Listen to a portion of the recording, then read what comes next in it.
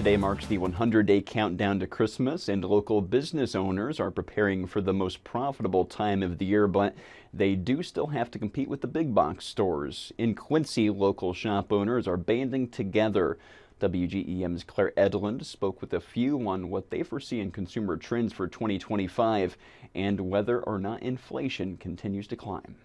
The holidays might be the furthest thing from everyone's mind this hot day, but sources predict that half of consumers will wrap up that shopping and those gifts before Halloween. According to Deloitte's McCarthy, retailers and consumers want to stay ahead of the tariffs. But Kelsey Platt, who owns a boutique in downtown Quincy, says compared to recent years, inflation seems to have kept at bay. The prices for our clothing our brands haven't really increased in the last year. However, Platt says if you compare prices before COVID, then it's a different story. It definitely is. That 6 years ago, it was a lot more reasonably priced, but we've also all been living in this post-COVID world.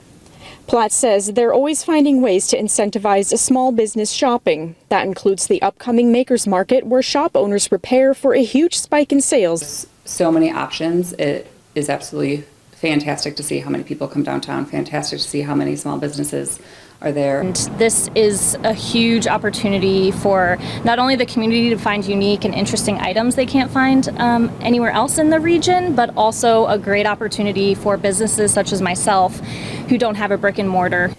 The market's co-founders Tierney Craig and Fawn Berry, who are both local business owners themselves, says ever since 6th Street Promenade's makeover, it's brought more foot traffic to Makers Market.